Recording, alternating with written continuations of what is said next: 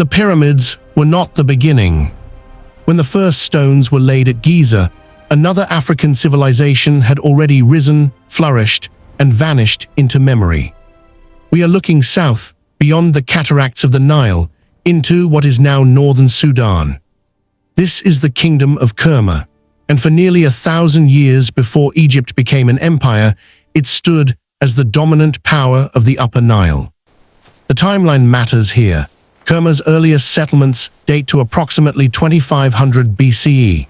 The Great Pyramid of Khufu was completed around 2560 BCE, but Egypt's true imperial phase did not begin until 1550 BCE. For a millennium between those dates, Kerma was not a minor player, it was the rival. Yet most people have never heard its name. Around 2500 BCE, the floodplains near the third cataract of the Nile supported a network of settlements. You're seeing mud brick compounds rising from the desert, circular dwellings with conical thatched roofs, granaries elevated on stone platforms, cattle pens extending toward the riverbank where herds drink at dawn. The people here were pastoralists and farmers. They raised long-horned cattle, animals of both economic and symbolic importance. They cultivated sorghum, barley, and millet in the rich silt deposited by annual floods. And they controlled the trade routes. Kerma sat at a geographical threshold, south of Egyptian influence, north of the African interior. It was a meeting point where goods from Central Africa moved north into Egypt. Caravans arrived carrying ivory, ebony wood, leopard skins, gold dust, incense resins used in Egyptian temples. These goods moved through Kerma and into Egypt. In return, Egyptian grain, copper tools, linen, and oils flowed south. Kerma was the gatekeeper. By 2400 BCE, this was no longer a collection of villages. Archaeological evidence shows centralized planning, standardized pottery, coordinated construction. The site known today as Kerma covers nearly 50 acres. At its center stood the Western Deffufa, a massive mud brick structure with walls 8 meters thick, rising 13 meters above the plain. We don't know its exact function, likely a temple, possibly an administrative center, but its scale tells us this society commanded surplus resources and organized labor. Between 2400 and 2000 BCE, Kerma entered its classical period. You're seeing fortified walls now, thick earthen ramparts, defensive ditches, guard towers positioned along the perimeter. This was a defended capital. Inside, workshops produced Kerma's distinctive pottery, black-topped red ware with burnished surfaces that gleamed like metal. These ceramics appear in Egyptian tombs, along trade routes extending into the Sahara. They were valuable, they were Kerma's signature. Trade intensified. Kerma exported gold, cattle, and enslaved captives. In return, Egyptian luxury goods flowed south, scented oils, faience jewelry, bronze weapons, stone vessels inscribed with pharaohs' names. But this was not a client relationship. Kerma maintained its own material culture, its own religious practices, its own political authority. Egyptian texts from this period refer to the region as Kush. They describe it as a rival, a source of wealth worth controlling, a threat to Egypt's southern border. During Egypt's first intermediate period, roughly 2181 to 2055 BCE, centralized power in Egypt collapsed. The old kingdom dissolved. Local governors fought among themselves. Trade networks fragmented. Kerma expanded. By 2000 BCE, it controlled 300 kilometers along the Nile. It established fortified outposts. It absorbed abandoned Egyptian settlements in Lower Nubia. Some Egyptians migrated south voluntarily. They served as craftsmen and scribes. They integrated into Kerma's economy. The power dynamic had reversed. Egypt's Middle Kingdom, beginning around 2055 BCE, sought to reassert control over Nubia. Pharaohs of the 12th dynasty pursued aggressive southern expansion.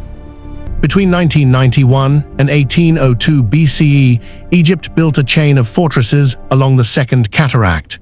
Massive stone structures with walls 4 meters thick, moats, drawbridges, defended gates.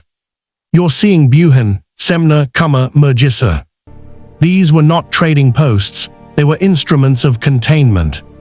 Their purpose was threefold: regulate trade, prevent Kerma's expansion, and serve as bases for raids into Kushite territory.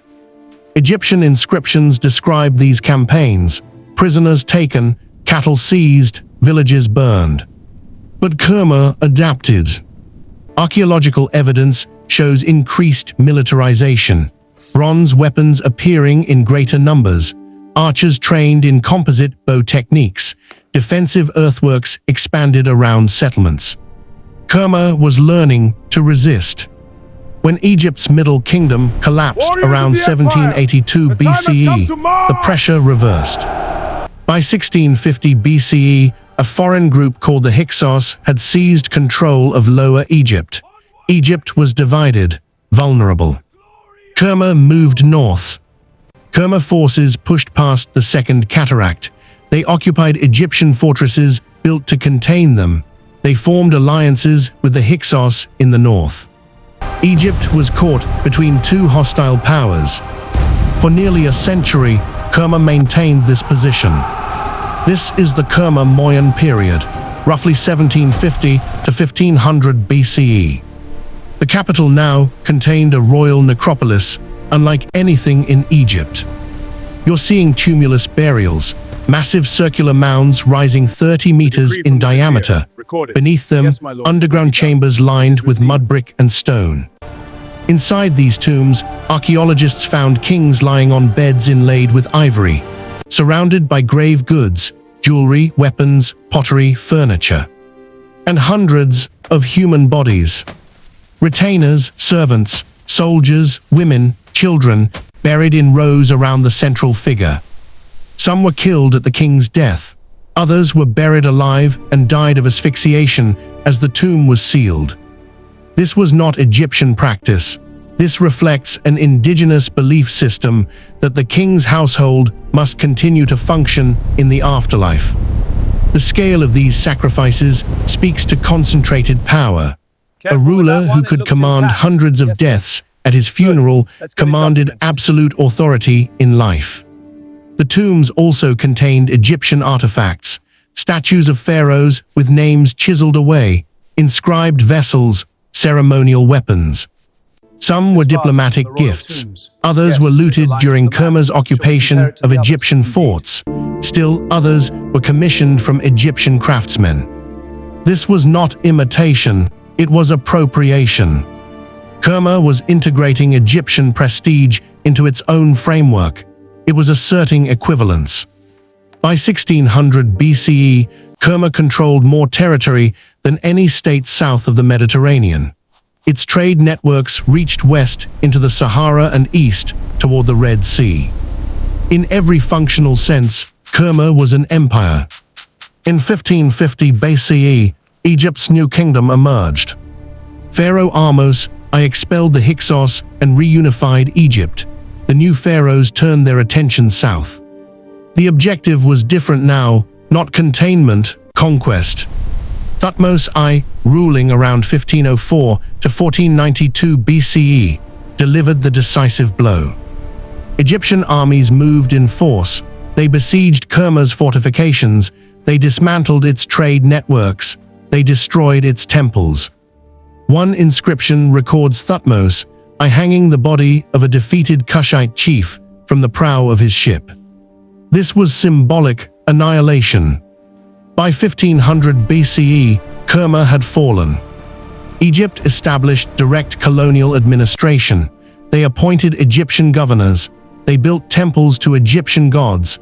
They imposed Egyptian language and practices. They extracted tribute on a massive scale: gold, ivory, slaves.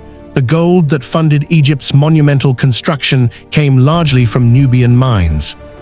Kerma's material culture began to disappear. Its distinctive pottery ceased production. Its architectural traditions were abandoned. its political structures dissolved. Its language, if it had one, was not preserved. Within 2 generations, Kerma ceased to exist as an independent entity. Kerma's fall did not erase Nubian civilization. 500 years later, a new kingdom arose at Napata. By the 8th century BCE, Kushite kings conquered Egypt and ruled as the 25th dynasty. The traditions of Kerma provided the foundation for this resurgence. But Kerma itself was forgotten.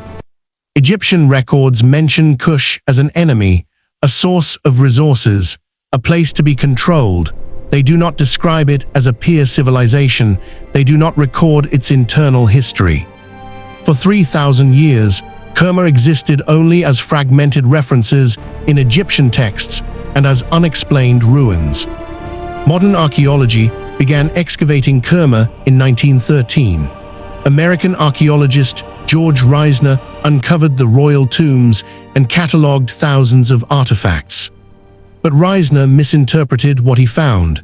He saw Egyptian artifacts and concluded Kerma must have been an Egyptian colony. It was not until the 1960s and 70s that archaeologists like Charles Bonnet recognized the truth. Kerma was an independent African kingdom. Its complexity was not derivative, it was its own. The scale surprised researchers, the wealth of the burials, the sophistication of the pottery, the evidence of state formation operating independently of Egyptian influence. The Kingdom of Kerma lasted approximately 1,000 years, longer than many better-known civilizations. It was not a precursor to Egypt. It was not a lesser version. It was a distinct political entity that rose, competed successfully for centuries, and ultimately fell to a more powerful neighbor. Its absence from common historical memory reflects the survival of sources, not the significance of its existence. History is shaped by what gets written down and by who controls the writing. Egyptian texts preserved Egypt's perspective. Kerma's own voice was not recorded, or if it was, it did not survive. But the archaeological evidence speaks. The fortifications, the pottery, the royal tombs, these tell the story of a wealthy, organized, independent society. Kerma reminds us that the absence of records is not the absence of history. It simply means we have to look harder. The pyramids were not the beginning, they were simply the version that survived.